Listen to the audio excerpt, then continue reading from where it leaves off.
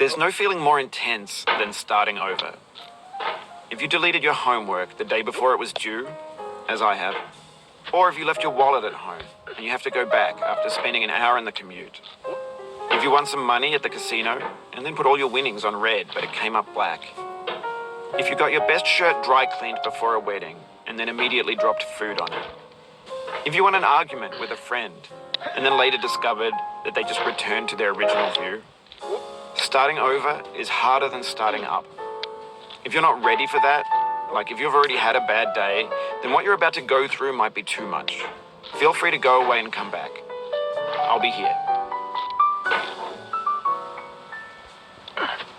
Alright, thanks for coming with me on this trip. I'll understand if you have to take a break at any point. Just find a safe place to stop and quit the game. Don't worry, I'll save your progress, always, even your mistakes. This game is a homage to a free game that came out in 2002, titled Sexy Hiking. The author of that game was Jazzuo, a mysterious Czech designer who was known at the time as the father of B games. And B games are rough assemblages of found objects. Designers slap them together very quickly and freely, and they're often too rough and unfriendly to gain much of a following. They're built more for the joy of building them than as polished products. In a certain way, Sexy Hiking is the perfect embodiment of a B game. It's built almost entirely out of found and recycled parts, and it's one of the most unusual and unfriendly games of its time. In it, your task is simply to drag yourself up a mountain with a hammer. That act of climbing, in the digital world or in real life, has certain essential properties that give the game its flavor. No amount of forward progress is guaranteed. Some cliffs are too sheer or too slippery. And the player is constantly, unremittingly in danger of falling and losing everything.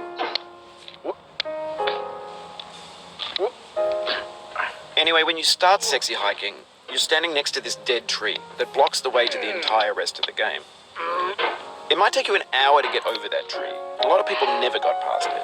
You prod and you poke at it, exploring the limits of your reach and your strength, trying to find a way up and over.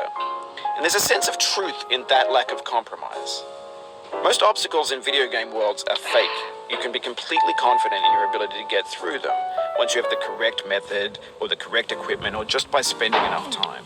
In that sense, every pixelated obstacle in Sexy Hiking is real. The obstacles in Sexy Hiking are unyielding, and that makes the game uniquely frustrating. But I'm not sure Jazzuo intended to make a frustrating game. The frustration is just essential to the act of climbing, and it's authentic to the process of building a game about climbing. A funny thing happened to me as I was building this mountain. I'd have an idea for a new obstacle, and I'd build it, test it, and it would usually turn out to be unreasonably hard. But I couldn't bring myself to make it easier. It already felt like my inability to get past the new obstacle was my fault as a player rather than as a builder. Imaginary mountains build themselves from our efforts to climb them, and it's our repeated attempts to reach the summit that turns those mountains into something real. When you're building a video game world, you're building with ideas, and that can be like working with quickset cement. You mold your ideas